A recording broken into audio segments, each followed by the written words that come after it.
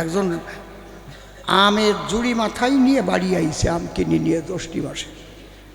Current গেছে of হইয়ে, মাথায় নিয়ে নিজেদের উঠোন দিয়ে হাঁটতেছে। উঠোনে যে ওই যে গরু গোসর দেয় না, দড়ি মোটা মোটা গোসর দেওয়া চেনেন তো?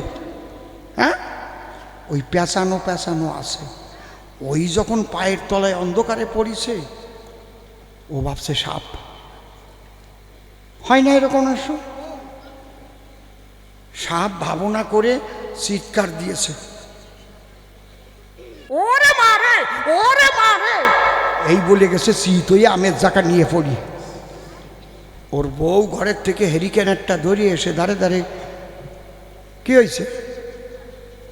ও দেখে, আরে বউ যদি দেখে যে দড়ি দিয়ে খেয়ে ভয় পাইছে, তাহলে আমার পুরুষত্ব থাকে বোর কাছে। বউ করছে, কি হয়েছে? ও কয়, তা দিয়ে তোর কাজ কি? আমি ডাকছি আমার মা রে, তুই আসলি কিসের তরে? তুই আমার মা নাকি? আমার কাছে বল দেখি। আমি চিৎকার দিয়ে বলছি, ওরে আমার মা রে, উনি হ্যারিকেন দিয়ে আইছে আমার দ্বারে। বউ কেমন বেয়াকু বইছে না, ভালো রে বুলিয়ে গেছে। আর কি দাবড়ি দেখাইছে, কি কষ্ট পাবা না এরকম দাবড়ি দিল। স্বামী যদি চিৎকার দেয়, হ্যারিকেন না দিয়ে যাওয়া যায় অন্ধকারে। আর গেলি দাঁড়ে যদি কয়, এই তুই আমার মা নাকি? আমার কাছে বল দেখি, আমি কি ডাকছি তোরে? বউ মনে মনে ভাবতেছে, এর জবাব আমি তোমারে দেবো, আজকে রাত্রেই দেব। স্বামী খাইয়ে দাইয়ে আন্ডার টান্ডার খুলিয়ে, গরমকাল তো, খালি লুঙ্গি পরে ওই যে হাসিয়ে পড়ে, তাই আন্ডার পড়লে এমনি একটু গরম লাগে বেশি, বুঝলেন? হরিবল, এতে হরিবল আসে, আন্ডার খোল, এতে কয় হরিবল। গরমের সময় অব্যজব্য না রাখাই তো ভালো গায়ে নাকি, কি করে? সত্যি কথা না? মানে উনি তো সাধু মানুষ, দাড়িটা খেয়ে বইছে, তাই আর নয়, ওতেও ভেজাল কম না। হরিবল, রাগ করতেছেন না তো? তো একটা ভালো কাজ করা যেত, তা তো এখন নাই। ওই খেজুর গাছ আগে কাটতো, ছোট ছোট গাছ, রস পড়তো, খালি যদি দাঁড়িয়ে এই মুচু করিয়ে ধরিয়ে ওর মুখে দিয়ে আর সেকে দাঁড়িয়ে সেকে রস খাইয়ে চলি আসলাম।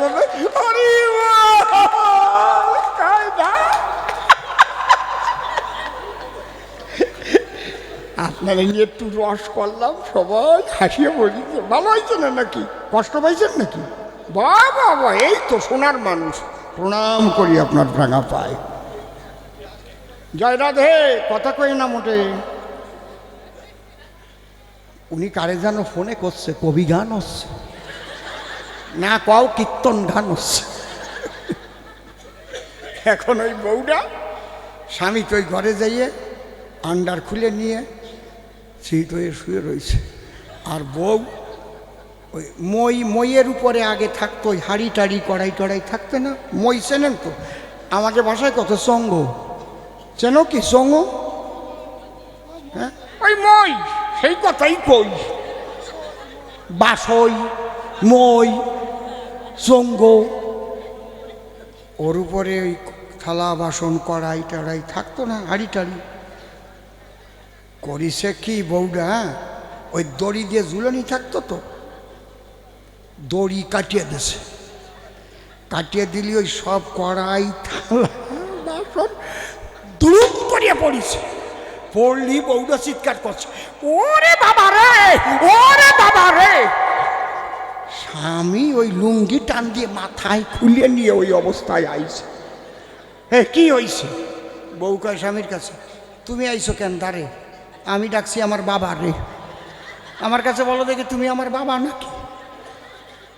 তুই করলি কি আগেরটা? শোধ দিলি এইরকম শোধ দিতে হবে না নাকি? হ্যাঁ, বউ কয় স্বামীর কাছে, তোমার ওই মা বলে চিৎকারের ডা শোধ গেছে।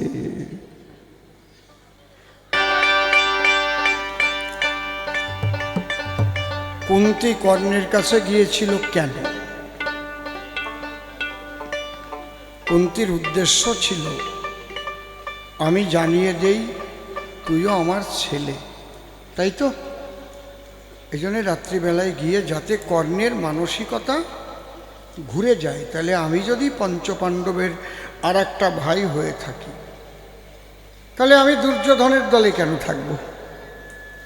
ওই সময় মাকে বলা উচিত ছিল, মা আমার হাত ধরে তাহলে নিয়ে চলো, বড়দাদা যুধিষ্ঠির যারাই আছে না কেন সবার সঙ্গে একটা মহামিলন ঘটিয়ে দাও।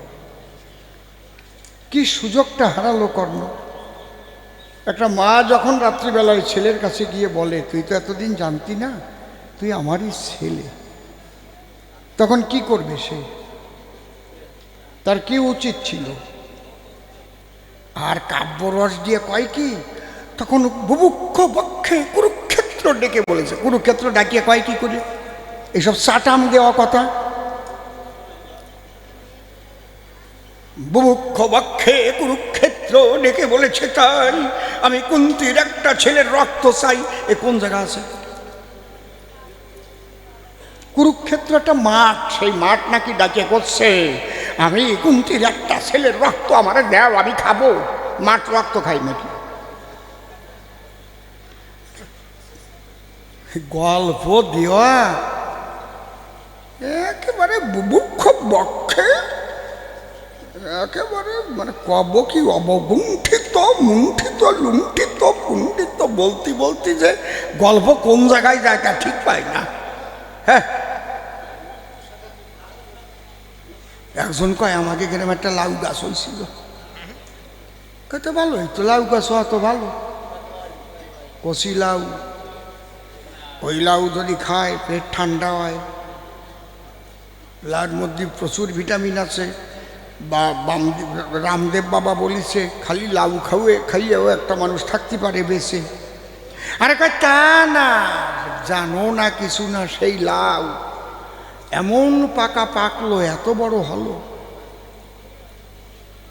সেই লাউ, একটা সাইড কাটিয়া একটা সুন্দর দরজার মতো করা হলো। তারপরে বিরাট সুনামি হলো, বন্যা হলো। আমাকে 3 গ্রামের লোক ওই লাউয়ের মধ্যে যেয়ে ঢুকলো।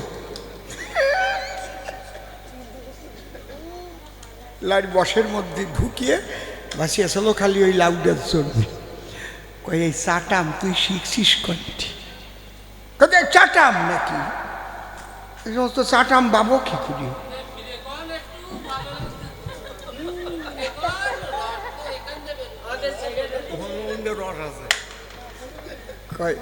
কয় চাটাম আমি দেই না কোনো সময়। আমার বাবা একবার হরিদ্বারে শিখেছে গেল, একদম যাইয়া ওই জায়গায় দিল গঙ্গায় ডুব। আচ্ছা, আর কেউ খুঁজিয়ে পায় না। আমাকে বাড়ির পাশে একটা পুকুর, ওই জায়গাতে বুচত করে উঠিছে আমার বাবা। কই তোর এই চাটাম শুনতে শুনতে তো মরলাম। কয় তোর বাবার সাথে যে আমার বাবাও ডুব দিছিল তা জানিস? কয় শুনেছিলাম তোর বাবাও ডুব দিছিল। তোর বাবা তো পুকুরের মধ্যে উঠছে, আমার বাবা কলের পাইপের মধ্যে বুচত করে উঠেছে। কয় আর জীবনে ও চাটাম দেব না, এইসব চাটাম বন্ধ হয়। ওই জন্যই কুরুক্ষেত্র বুভুক্ষ বক্ষে ডেকে বলেছে, আমি কুন্তির একটা ছেলের রক্ত চাই। কুরুক্ষেত্র একটা মাঠ, মানে কি জাতীয় চাট কাদ্দারে করছে তা ঠিক পাচ্ছে না। কতি কতি অভ্যাস হয়ে গেছে না? হ্যাঁ, চাটামের মাস্টার, কপালে দরকার ডাস্টার। এতগুলো ছেলে মরে গেছে তাও এখনো বোধ হয় না, এখনো চাটাম দিচ্ছে। মানুষের একটা ছেলে মরে গেলে তাইতে বাসে চোখের জলে অজ্ঞান হইয়ে পড়িয়ে থাকে।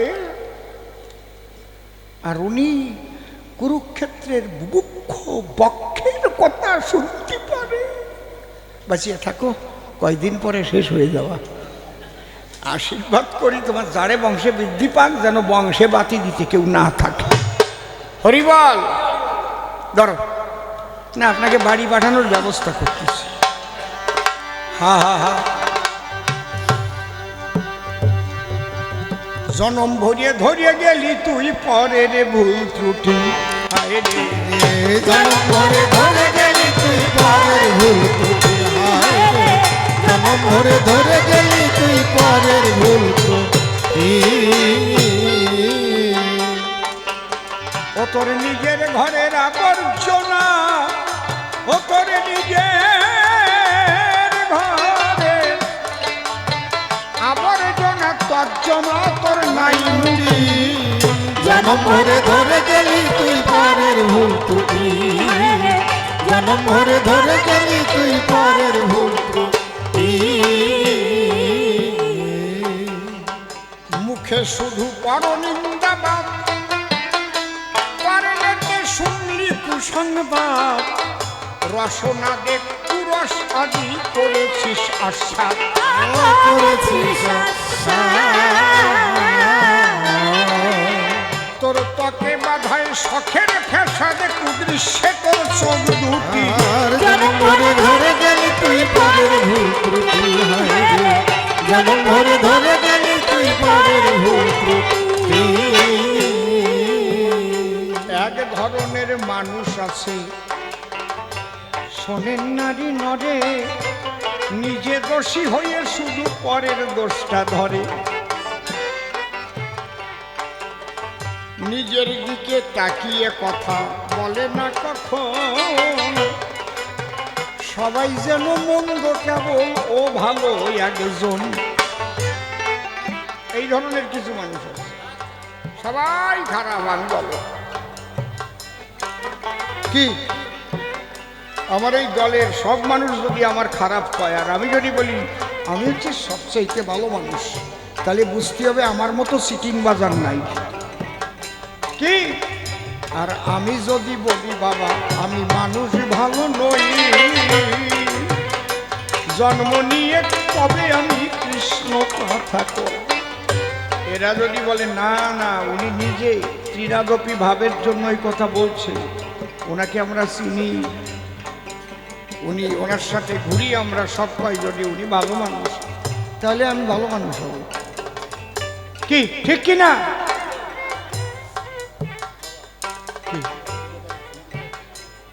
এর মধ্যে নকশিকাথা হয় না, কৃষ্ণ কথার মধ্যে নকশিকাথা হবে না এখন। এমনি ভিতরে একটা আছে জ্বালাতন, ওইসব রূপাই মিয়ার কথা কথা আমি আর পাবো না। হিন্দু বলে গুলি করে মারে তাকাইয়ে দেখো না। অনেক আলোচনা এখন সাজিয়ে দেব, বুঝতে পারতেছ না ব্যাপারটা কি? মনে করে তুমি গেছো তোমার বউয়ের সামনে, তোমারে গুলি করে মারতেছে, প্যান্ট খুলে আগে চেক করেছে, পরেরটা ঘরে এনে চিন্তা করো আগে, ভেবে দেখো ভিতরে তোমার কত দুঃখ জাগে। যে পরিস্থিতি বর্তমান, কি হবে সামনে সেসব কথা আমি বলবো না, সবাস্থান আমি কবি গান গাইতে আসছি। কারণ রাজনৈতিক কোনো কথা আমার মুখ দিয়ে কবি গানে এসে বেরোয় না, কোথাও একটাও বলবো না, আমার কেউ বলতে বললেও বলি না, ওইসব কোনো দরকার নেই। আর কৃষ্ণ কথা শোনেন, মহাভারত শোনেন,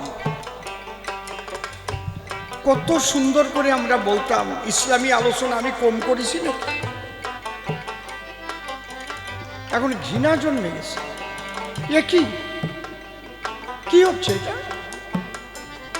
মুর্শিদাবাদেই বা কি হলো? হ্যাঁ, এ কি মানুষের গায়ে রক্ত থাকলে কেউ সহ্য করতে পারে?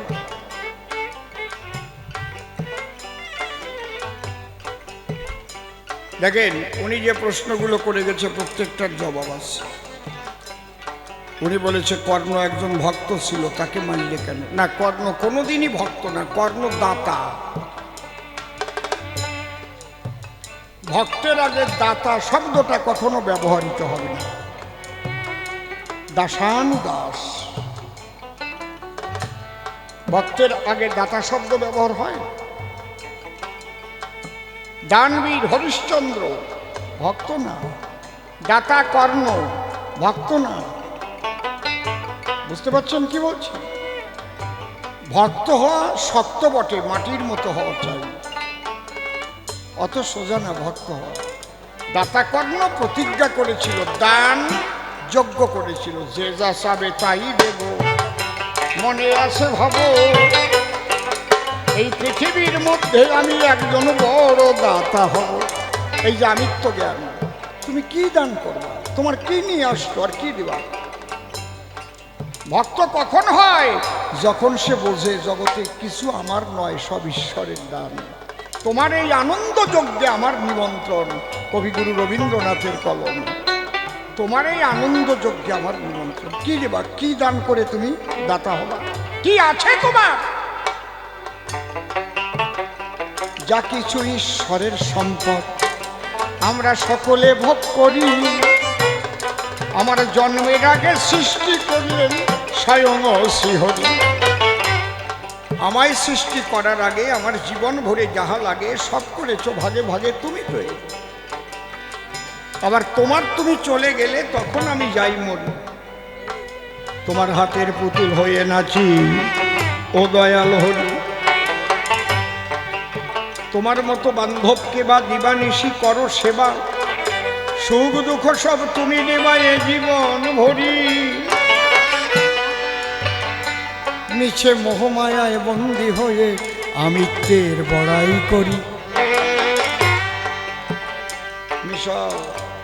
নিশি যোগে যেই পরি ঘুম, তুমি এসে আমায় দেও চুম।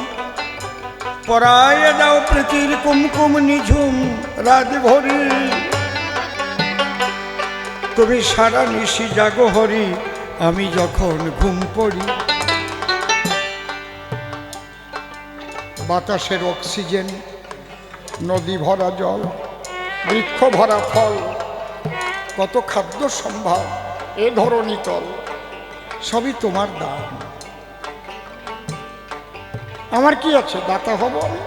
এই জন্য গীতায় লিখেছে, প্রকৃতে ক্রিয়মানানি গুণৈ কর্মাণি সর্বস্ব অহংকার ও বিমূঢ়াত্মা কর্তা অহং ইতি মন্যতে।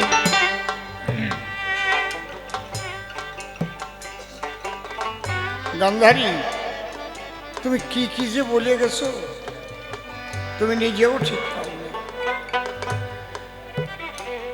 তুমি কি কি বলে গেছো। আস্তে, এই যে একটা শ্লোক বললো, রাধাকান্ত নমস্তুতে, বলেছে না? শ্লোকটা কি বললো? শেষে গিয়ে বললো রাধাকান্ত নমস্তুতে।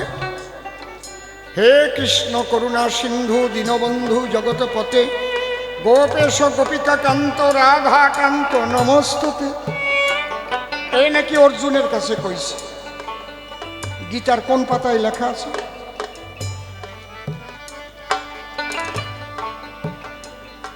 গীতার কোন পাতায় লেখা আছে, কোন অধ্যায়ে, কোন শ্লোকে লেখা আছে? এ কোন জাতীয় গান্ধারীর পালায় পড়ছে? শ্রীকৃষ্ণ উবাচ পর্যন্ত গীতার পাতায় লেখা নাই।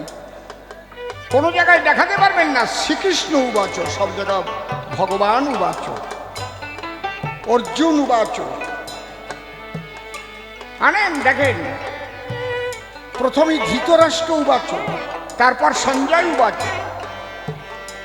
ধৃতরাষ্ট্র প্রশ্ন করছে সঞ্জয়, ধর্মক্ষেত্র কুরুক্ষেত্রে সমবেত যুজুৎসব মামকা পাণ্ডবাশ্চৈব কিং কুর্বত সঞ্জয়।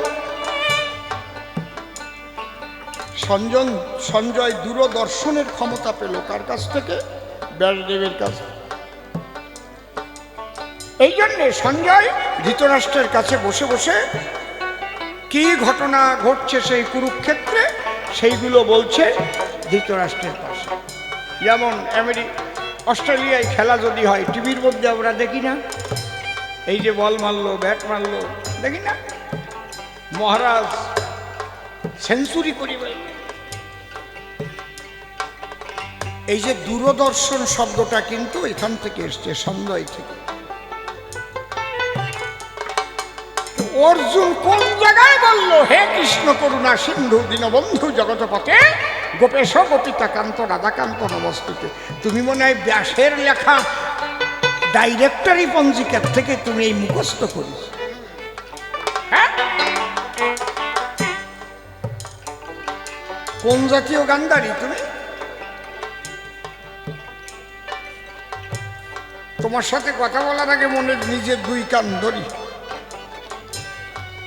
মাটি খাইছে নাকি কৃষ্ণ অর্জুনকে বলছে। তাহলে এখানে গোপেশ গোপিকাকান্ত, কোন কৃষ্ণের কথা বলা হয়েছে? যিনি গোপিকাকান্ত কৃষ্ণ, যিনি রাধাকান্ত কৃষ্ণ, তিনি বৃন্দাবনের কৃষ্ণ। রাধা কৃষ্ণ প্রেমানন্দে একবার হরি হরি বল। হরি বল, হরি বল, হরি বল। আর তুমি যে কৃষ্ণের সঙ্গে কথা বলছো, সে কৃষ্ণ রুক্মিণীকান্ত, সে কৃষ্ণ সত্যভামাকান্ত, সে কৃষ্ণ জাম্ববতীকান্ত। কিরে বুঝতেছিস নাকি? এরে কবি গান কয়।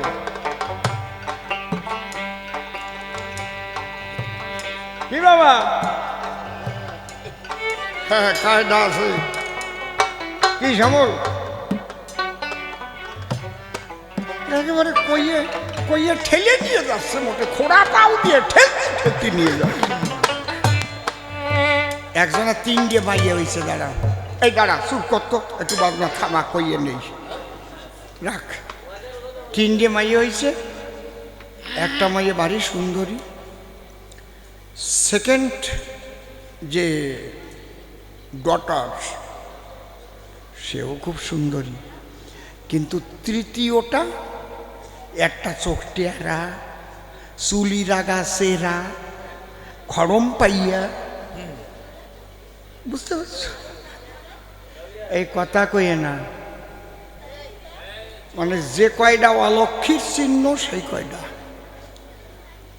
এগুলো আর আর লক্ষণ কব না। তারপরে তোমরা খুঁজিয়ে বেড়াবানে, খুঁজিয়ে খুঁজিয়ে তারপরে এ সরকার মশাই কয়ে গেছে তুই তো অলক্ষী, আর কব না।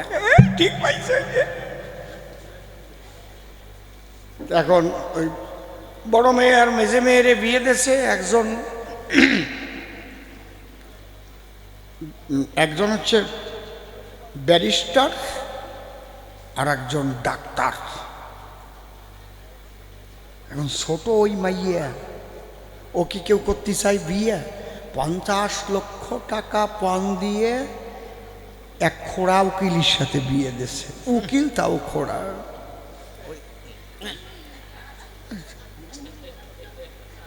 তাহলে 3 জামাই শ্বশুর বাড়ি দুর্গা পূজায় আইছে। মানে পুজো টুজো দেখে মাইয়ারা তো আগে হাঁটিয়ে বাড়ি উঠেছে, আর 3 জামাই হাঁটতেছে পিছনে। খোড়াটা তো ও তো জোরে হাঁটতে পারে না। ও বাবা, তাহলে তো হাঁটিয়ে দেখাতে হয়। তা ব্যারিস্টার আগে আসছে, ডাক্তার তার পিছনে, আর ওই খোড়াটা আর কি। এখন 3 বোন ওই বাড়ি দাঁড়ায় দাঁড়ায়, বড় বোন বলতেছে, এ সিস্টার দেখ আমার স্বামী ব্যারিস্টার, হাঁটার কায়দা কি, টাই বান্ধা গলায়, অন্যরকম চশমা চোখে দেওয়া, রোল গোল্ডের ফ্রেম। দ্বিতীয়জন বলছে, দেখ যতই ব্যারিস্টার হোক, রোগ হলি ডাক্তার ছাড়া আর হয় না, ব্যারিস্টারে রোগ সারে না, তোর ব্যারিস্টার বাটিয়ে খাওয়ালি হবে না, বুঝলি? আমার স্বামীর ডাক্তার, তার কায়দাই আলাদা, সব জায়গায় ডাক্তার, দেখিস না ডাক্তার। মানে ছোট জনার কিছু কয় না, ওটা তো খোড়া। এই 2 বোন খোঁচাচ্ছে, তুই ক তোরটা কেমন আটতিছে? কয় দেখ জ্বালার শরীর আর জ্বালাস নে, বুঝছিস? তোরা ভালো চেহারা নিয়ে জন্মেছিস তো, ভালো বর পাইছিস, আর আমার এখন তোরা এইভাবে ব্যঙ্গ করতেছিস। বলে কবে তো কিরকম হাঁটতেছে? ও রাগ করিয়ে কয়, তোকে দুধের একটার গায়েও ক্যালসিয়াম নাই, আমারটা পিছনে ঠেলতে নিয়ে আসতেছে, ঠেলতে নিয়ে আসতেছে, ঠেলতে নিয়ে আসতেছে।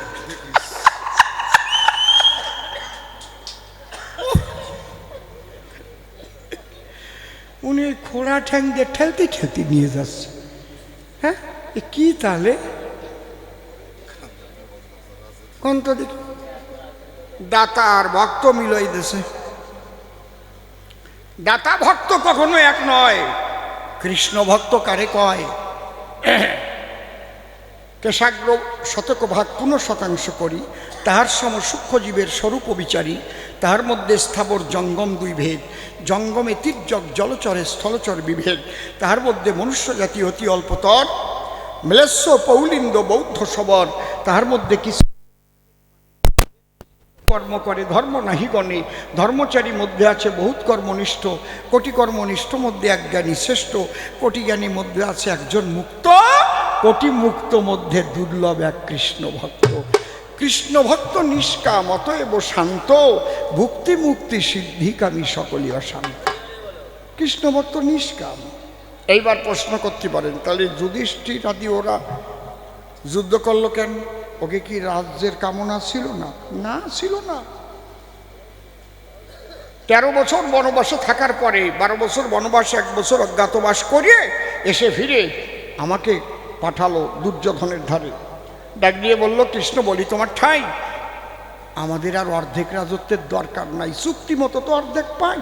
5টা ভাই, মা কথা কই না, যদি 5খানা গ্রাম দেয় নবঘনশ্যাম, তাহলে আমাদের আর অন্য কিছু চাহিদা নাই। আমি নিজে গেছি ওনার ছেলের কাছে, দুর্যোধনের কাছে। আমি গিয়ে বললাম, বেয়াই মশাই, ঝগড়াঝাটি না করিয়ে আমি আসছি তোমার দ্বারে, 5খানা গ্রাম 5 বাইরে দিলে মিটিয়ে যায়।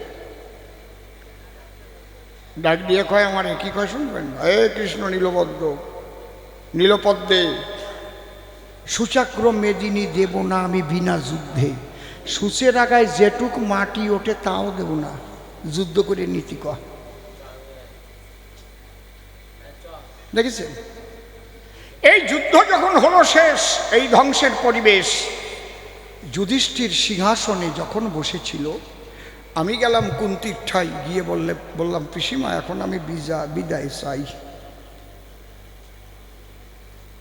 যতদিন তোমরা দুঃখে কষ্টে ছিলে, আমি তো ছিলাম ঋষিকেশ, এখন তোমাদের সুখের দিন এসে গেছে, দাদা সিংহাসনে বসেছে, আমার তো প্রচুর কাজ আছে, আমাকে বিদায় দাও, বিদায়। কুন্তি বলল, যুধিষ্ঠির, মা সিংহাসনের থেকে নেমে আয়। এই ভীম, অর্জুন, নকুল, সহদেব, দ্রৌপদী, কোথায় তোরা? আয়। মাটির উপর বয়। সবাই এসে মায়ের পায়ের পাশে মাটির উপর বইছে। কি মা? টোপলা টুপলি বাঁধ। দেখে মায়ের চোখে ঝরছে জল। মা কি হয়েছে বলো মমস্থল? বলে, কি বলেছে নীলদল শুনেছিস? তুই সিংহাসন পেয়েছিস বলে কৃষ্ণ আমাদের ফেলে যাবে চলে। যে সিংহাসন পেলে আমরা কৃষ্ণকে হারাই, সেই সিংহাসনের আমাদের দরকার নাই। চল আমরা বনবাসে গিয়ে ভিক্ষা করে খাই, তাতে যদি কৃষ্ণকে আমরা সাথে পাই, তার চাইতে আর শান্তি নাই। ধর, আমি সুখ চাহি না। কি কি বলছো? বলো বলো।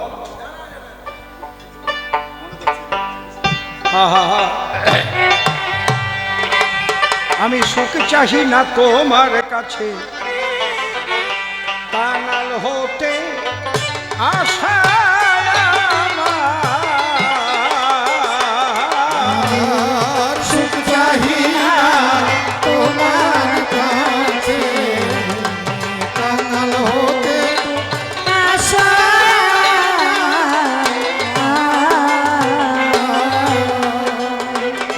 ওরে নিয়ে ভিক্ষায় ঝুলি হরি বলি, ভজে না দুই নয়নে বহে প্রেম ধারা।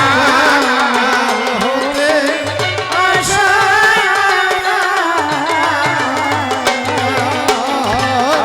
সুখ চাহি না তোমার কাছে, কাঙাল হতে আশা।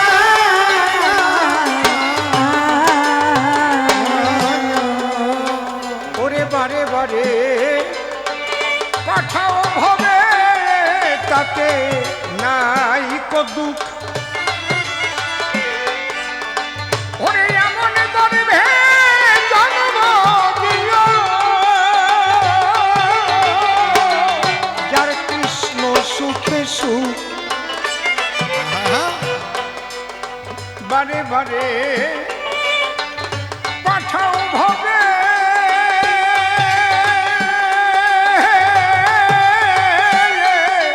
আমার তাতে নাই কোনো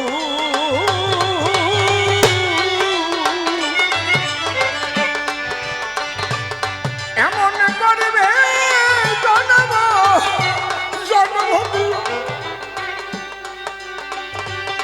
দিও যার কৃষ্ণ সুখে যেন হই সদা গোবিন্দ যেন হই সদা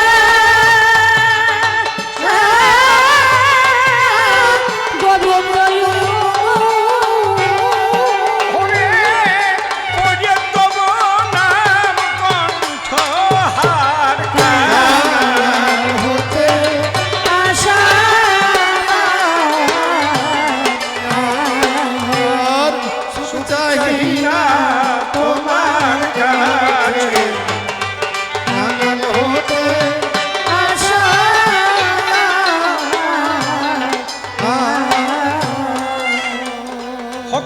আমার ভাঙা কুড়ে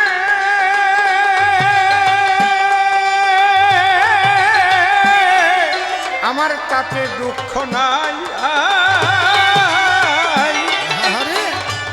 আমি সকল কাজের মাঝে মাঝে যেন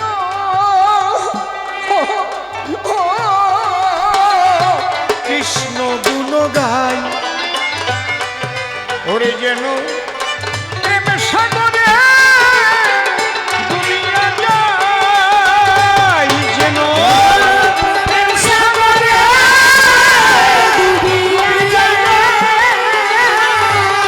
ওরে পড়ে তব নাম কণ্ঠ হতে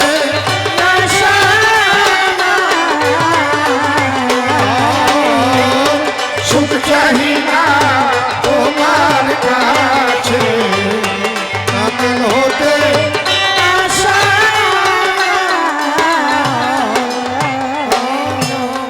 অধম সিম্বলে আমি যে সুখ পেলে তোমায় ভুলে যাই মনের ভুলে কোনো কালে সেই সুখ আর না চাই অধম সিম্বলে যে সুখ পেলে তোমায় ভুলে যাই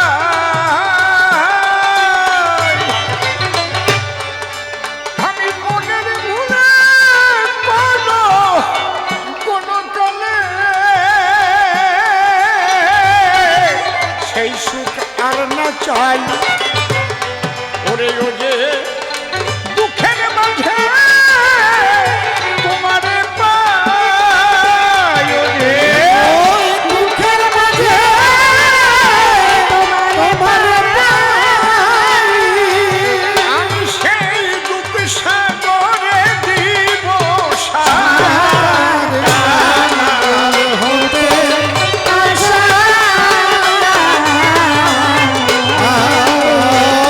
সুখ চাহি না তোমার কাছে কাতল হতে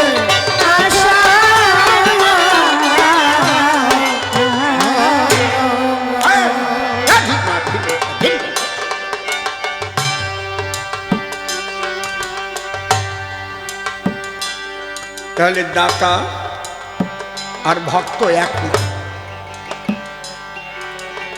কর্ণ দাতা হয়েছিল তার নাম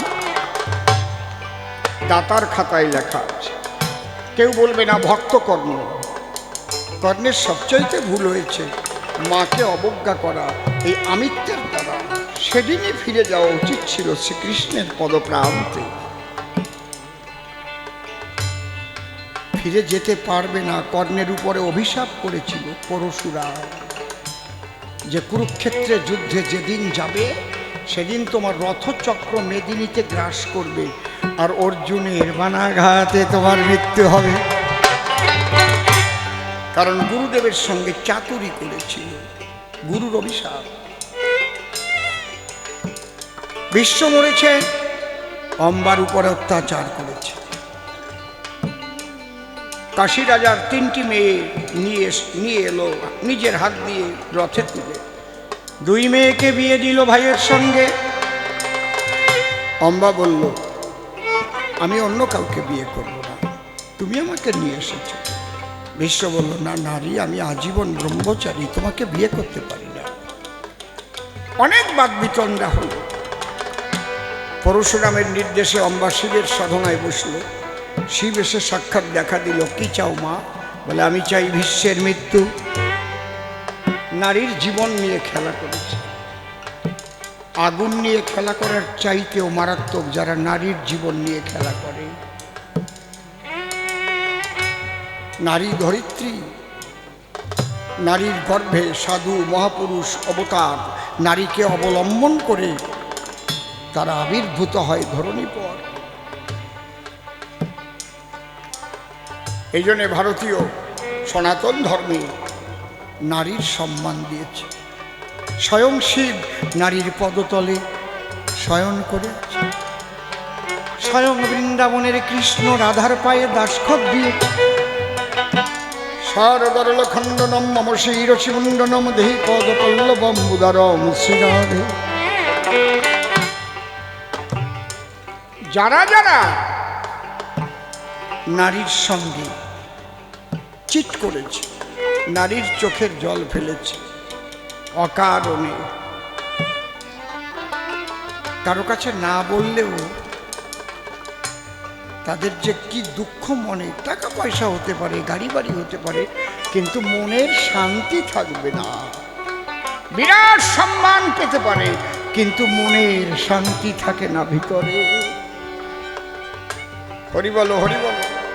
নারী যদি একবার মনে কেটে অভিশাপ করে, তখন শিব বলল, মা তোমার এই দেহ থাকতে হবে না, তুমি এই দেহ ত্যাগ করে শিখণ্ডী হয়ে জন্ম ধরে যেদিন ধনুর্বাণ হাতে করে ভীষ্ম কুরুক্ষেত্রে দেবে দর্শন, সম্মুখে দাঁড়াবে যবে, ধনুর্বাণ ছেড়ে দেবে, সেদিন অর্জুনের স্বরে স্বরে স্বরাঘাতে হইবে পতন।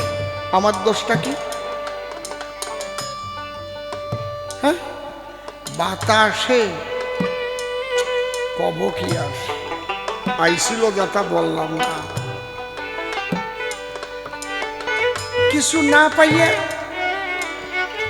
তারপরে কৃষ্ণের দোষ দেয়।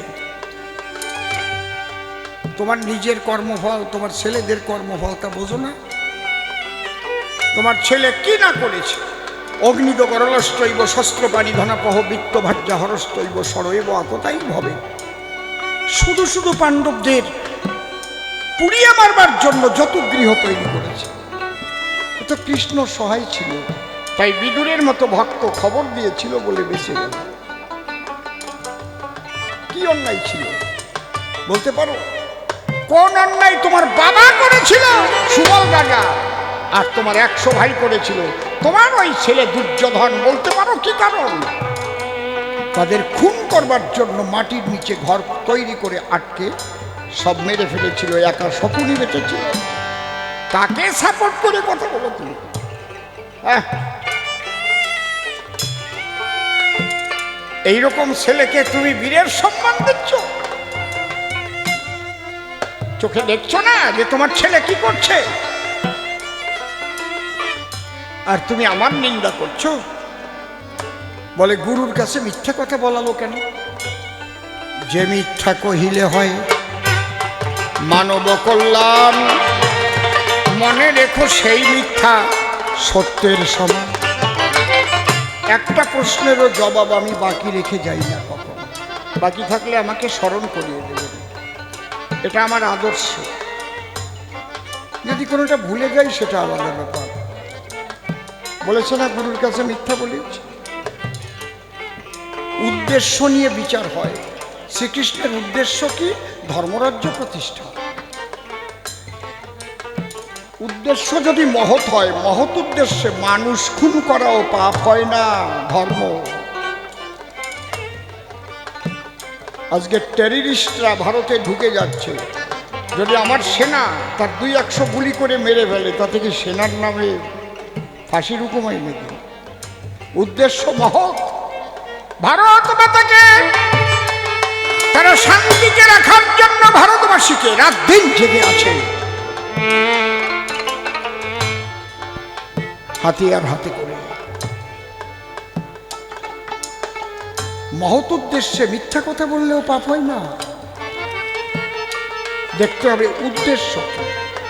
বেলেঘাটা থেকে 3টা খুন করে যদি এখানে এসে লুকায়ে থাকে মাসির ঘরে, যদি সিআইডির কাছে যায় কেস, সিআইডি কুলু পেয়ে গেল যে এই এলাকায় আছে, সিআইডি নিজে কোনো পোশাক পরে আসবে না, পাগল হয়ে আসবে। পাগল সাজবে, নয় রাজমিস্ত্রি হবে, নয় জোন দেবে এসে ওই আসামি ধরবার জন্য। মিথ্যা রূপ ধরে, কারো কাছে বলবে না সে সিআইডিতে চাকরি করে। এই মিথ্যার আশ্রয় নিয়েছে গো সত্যকে করতে উদ্ঘাটন। তাই ধর্মরাজ্য প্রতিষ্ঠা করাতে আমি বলেছি নারায়ণ। নিজে নিজে একটা প্রশ্ন করেছে, নিজে নিজে একটা জবাব সারিয়ে দিয়ে চলে গেছে। আসলে কি প্রশ্ন করেছে?